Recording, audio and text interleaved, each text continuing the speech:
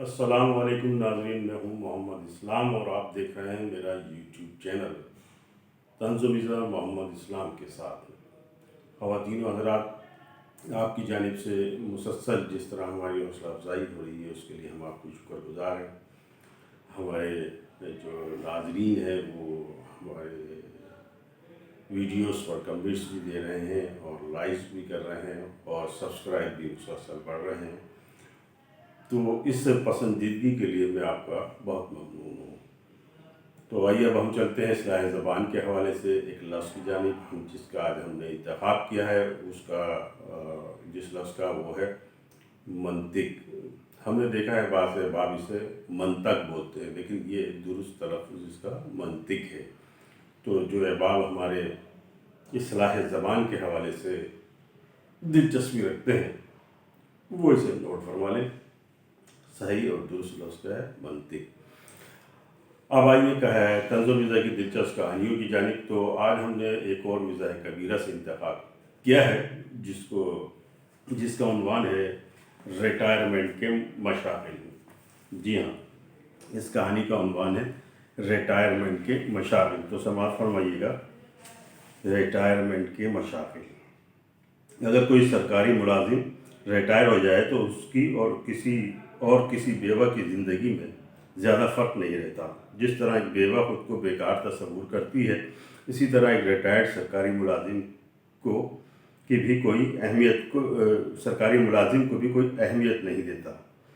جب کوئی ریٹائر ہوتا ہے تو غالباً اس کے احساسات ایسے ہی ہوتے ہیں۔ میں بھی ایسا ہی محسوس کر رہا ہوں۔ شاید اب میری ذات کسی کام کی نہیں رہی۔ اہل خانہ جس طرح پہلے اہمیت دیتے تھے، اب میں اس سے محروم ہو چکا ہوں۔ میں وقت گزارنے کے لیے عموماً دوستوں اور دکانداروں کے پاس جا کر بیٹھ جاتا ہوں۔ کچھ دن تو بات بن گئی، مگر پھر مجھے فارغ آدمی سمجھ کر انہوں نے بھی نظر انداز کرنا شروع کر دیا۔ میری ذات بے معنی سی ہو گئی تھی۔ صدر مملکت کی طرح لوگ مجھے بھی قابل توجہ تصور نہیں کرتے تھے۔ صدر مملکت کی طرح میرے پاس بھی کرنے کے لیے کوئی کام نہیں تھا۔ میرے ساتھ میرے اور بھی دوست ریٹائر ہوئے تھے۔ ایک کا نام سبحان مرزا اور دوسرے کا خلیق شاہ تھا۔ دونوں راشی افسران کی حیثیت سے بدنام تھے، لیکن وہ اسے ھذا من فضل ربی قرار دیتے تھے۔ مجھے ان کا خیال آیا تو میں نے سوچا پتہ نہیں اب ان کا گزارا کیسے چل رہا ہوگا۔ ان کے لیے رشوت کے بغیر زندگی گزارنا ایسا ہی ہے جیسے ماہی بیاب۔ بہرحال آج مجھے دونوں دوست شدت سے یاد آ رہے تھے، اس لیے میں نے انہیں شام کی چائے پر مدعو کر لیا۔ انہوں نے فوراً میری دعوت قبول کر لی۔ شام ہوتے ہی وہ میرے گھر آ دھمکے۔ میں نے ان سے ان کے حالات دریافت کیے تو پتہ چلا کہ وہ بھی انہی حالات اور احساسات سے دوچار ہیں جن کا سامنا مجھے کرنا پڑ رہا ہے۔ دراصل میرا تجربہ یہ ہے کہ بندہ ملازمت سے کیا ریٹائر ہوتا ہے، لوگ اسے ہر چیز سے ریٹائر کرنے پر تل جاتے ہیں۔ بہرکیف سبحان مرزا نے برا سا منہ بنا کر مجھ سے کہا، تنویر شیخ، زندگی بڑی بیکار اور بور گزر رہی ہے۔ دوران سروس ہم نے اس کا تصور بھی نہیں کیا تھا۔ خلیق شاہ بھی کہاں چپ رہنے والا تھا، علامہ اقبال کے شاہین کی طرح جھٹ بول پڑا، ہم نے شاندار زندگی بسر کی ہے، اب ریٹائر لائف ہم سے نہیں گزاری جاتی۔ میرے دوستوں، ہمیں کچھ کرنا چاہیے۔ ہم تینوں دوست سر جوڑ کر بیٹھ گئے تاکہ کوئی فیصلہ کریں جو محفوظ نہ ہو۔ سوال یہ تھا کہ وقت گزارنے کے لیے کچھ نہ کچھ ضرور کرنا ہے۔ اس دوران میں سوچنے لگا، کبھی ہمارے پاس وقت ہوتا تھا، کبھی ہمارے پاس وقت نہیں ہوتا تھا۔ آج ہم وقت گزارنے کے لیے جتن کر رہے ہیں۔ میں بڑی سوچ بچار کے بعد میں نے یہ تجویز پیش کی کہ میں بسوں میں سفر کر کے وقت گزاروں گا۔ میں سرجانی ٹاؤن سے بیٹھ کر پہلے ٹاور جاؤں گا اور ٹاور سے لانڈی کی بس میں سوار ہو جاؤں گا اور پھر لانڈی سے صدر جاؤں گا۔ جب تک بور نہیں ہو جاؤں گا بسوں میں ہی سفر کرتا رہوں گا، اس کے بعد گھر واپس آ جاؤں گا۔ دونوں دوستوں کو میرا یہ مشغلہ بہت پسند آیا۔ انہوں نے اس سے اتفاق کرتے ہوئے کہا کہ آج سے تم روڈ کے بادشاہ بن جاؤ گے۔ سبحان مرزا نے کہا، انسان کی شامیں رنگین ہونی چاہیے، تب زندگی کا مزہ آتا ہے۔ لہذا اب میں شادی کی تقریبات میں بن بلائے شریک ہوا کروں گا اور روز شادی کے کھانوں پر ہاتھ صاف کیا کروں گا۔ میں نے اس سے حیرت سے دریافت کیا کہ کیا تم بن بلائے مہمان بننا پسند کرو گے؟ اس نے ڈھٹائی سے قہقہ لگا کر کہا، میری شخصیت اور گاڑی کبھی یہ ثابت نہیں ہونے دے گی کہ میں بن بلایا مہمان ہوں۔ میں نے طنزاً کہا، یعنی ریٹائرڈ لائف میں بھی حرام کھانے سے باز نہیں آؤ گے؟ خالق شاہ گہری سوچ میں گم ہو گیا۔ سبحان مرزا نے اس سے پوچھا، تم کیا سوچ رہے ہو؟ خالق شاہ نے لگی لپٹی رکھے بغیر کہا کہ چور چوری سے جائے مگر ہیرا پھیری سے نہ جائے۔ میں دکانوں اور ٹھیلوں سے سودا ضرور خریدوں گا، لیکن آنکھ بچا کر کچھ نہ کچھ مال اپنے شاپر میں ڈال لیا کروں گا۔ میں نے عرض کیا، تمہیں اس کی کیا ضرورت ہے؟ تم اتنے گئے گزرے تو نہیں ہو؟ خالق شاہ نے جواب دیا، یہ میرا محض مشغلہ ہے۔ میں نے برا سا منہ بنا کر کہا، بھلا یہ کیا مشغلہ ہوا؟ بہرکیف ہم تینوں دوستوں نے اپنے اپنے مشاغل کا انتخاب کر لیا، مگر میں سوچنے لگا بری عادتیں بری ہی ہوتی ہیں جو قبر تک انسان کا پیچھا نہیں چھوڑتی۔ اب میرے ان دونوں دوستوں کو ہی لے لیں، دونوں عمر کے ایسے حصے میں بری عادتوں سے لطف اندوز ہو رہے ہیں۔ میں نے جو مشغلہ چنا تھا اس پر دوسرے دن سے ہی عمل کرنا شروع کر دیا۔ آپ یقین جانیے، بے مصرف زندگی کو ایک مثبت سرگرمی ملی تو طبیعت حشائش بشاش ہو گئی۔ مجھے بس کا سفر ہمیشہ سے زیادہ خوشگوار لگ رہا تھا۔ بھانت بھانت کے لوگوں سے سامنا ہو رہا تھا اور میں ان کی باتیں سن کر محظوظ ہو رہا تھا۔ اگرچہ بس کے اندر دلچسپی کا خاصا سامان موجود تھا، لیکن کھڑکی سے باہر کے نظارے بھی کچھ کم نہ تھے۔ میں کبھی باہر کے مناظر سے لطف اندوز ہوتا اور کبھی بس کے اندر کے معاملات میں دلچسپی لینے لگتا۔ آپ تو جانتے ہیں کہ ہماری بسوں میں سفر بھی کسی تماشے سے کم نہیں۔ پھر کنڈکٹر کی پیشہ ورانہ آواز، ڈبل اے ڈبل اے، بارو بار، خالی آنے دے استاد وغیرہ سن کر مجھے اچھا لگتا، جبکہ مسافروں کی تکرار، کرائے پر جھگڑا اور تیز آواز میں گانے سنانا بھی مجھے بھلا لگا۔ میں 4-5 گھنٹے سفر کرنے کے بعد تھک گیا تو گھر روانہ ہو گیا۔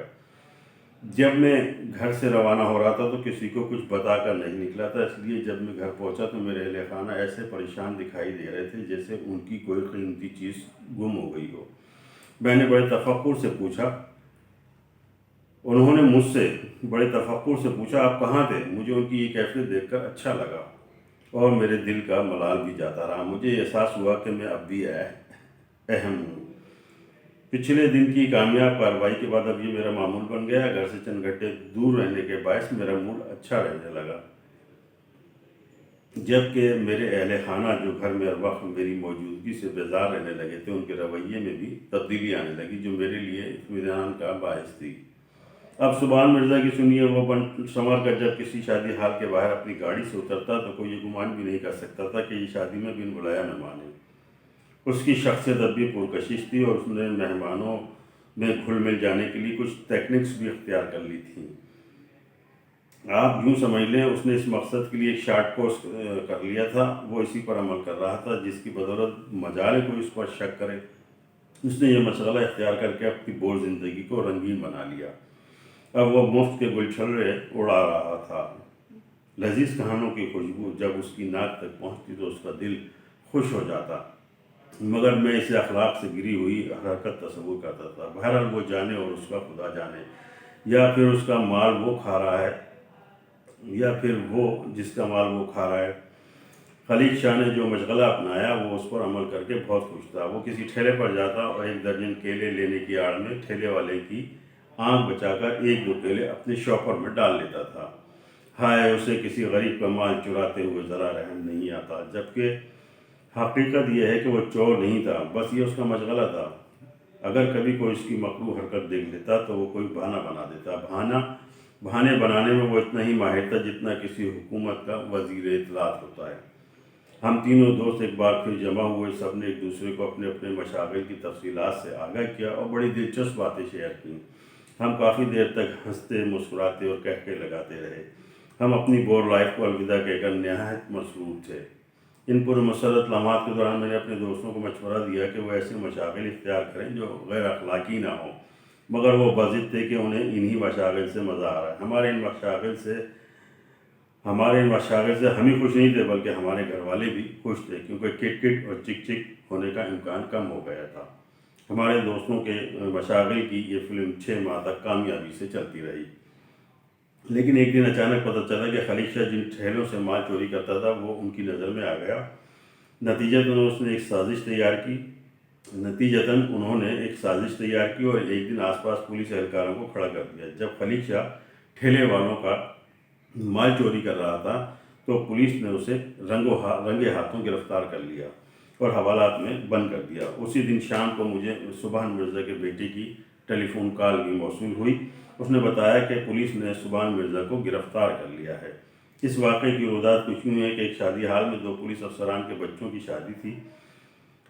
सुभान मिर्ज़ा वहाँ 2 दिन तक दावतें उड़ाता रहा, जबकि पुलिस और इंटेलिजेंस के बाद एहलकार उस पर नज़र रखे हुए थे। उन्होंने सुभान मिर्ज़ा से इस्तफसार किया कि वो कौन है, जिस पर वो उल्टा ही भरम हो गया। बस फिर क्या था, पुलिस वाले तेश में आ गए। उन्होंने उसे पकड़कर हवालात में बंद कर दिया। मैं दोनों दोस्तों से मिलने थाने पहुंचा। थानेदार की बड़ी मिन्नत समाजत की, दोनों की शराफत की कई मिसालें दी, उनकी सर्विस का हवाला भी दिया, लेकिन थानेदार का कहना था कि हमने इन दोनों को रंगे हाथों पकड़ा है, इसलिए वो इन्हें राह नहीं करेगा। मजबूरन मैंने उसे कायदे आज़म की चंद रंगीन तस्वीरें पेश की, जिसके बाद वो दोनों को अपनी शख्सी ज़मानत पर राह कराने में कामयाब हो गया। राही के बाद मैंने सुभान मिर्ज़ा और खलीक शाह से कहा कि तुमने देख लिया, मैंने कहा था तुम्हारे मशागिल गलत हैं, आखिर अपने अंजाम को पहुंच गए ना। मेरा मशगला अच्छा था, कम अज़ कम मेरा ज़मीर तो मुतमईन है, लेकिन अब आपको क्या कहेंगे कि अब आप इसको क्या कहेंगे कि जब अगले रोज़ मैं बस में सवार हुआ तो मेरी बस का ड्राइवर मेरे ड्राइवर से रेस लगाने लगा, दूसरे ड्राइवर से रेस लगाने लगा। रेस भी ऐसी कि कलेजा मुंह को आने लगा। दोनों एक दूसरे से आगे निकलने की कोशिश कर रहे थे, जिसके नतीजे में टिनट्टी के पुल पर बस उलट गई। हादसे में 2 अफराद हलाक और 25 ज़ख्मी हो गए। ज़ख्मियों में मैं भी शामिल था, लेकिन मैं उस वक्त अपनी तकलीफ भूल गया जब मेरे दोस्त अहबाब और रिश्तेदार मेरी इयादत के लिए एक के बाद एक चले आ रहे थे। उनकी तशवीश और तफक्कुर देखकर मैं फूले नहीं समा रहा था। घर में एक मेला लगा हुआ था, मैं सबकी तवज्जो का मरकज़ बना हुआ था। आप यकीन जानिए, आज मुझे बस के सफ़र से ज़्यादा अपने रिश्तेदारों और अहबाब से मिलकर बड़ा लुत्फ़ आ रहा था। तो जनाब, ये थे रिटायरमेंट के मशागिल।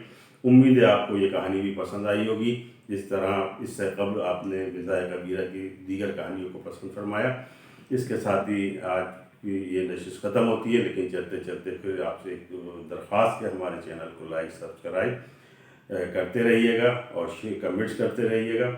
इसके साथ ही मुझे इजाज़त दीजिए। अल्लाह हाफ़िज़।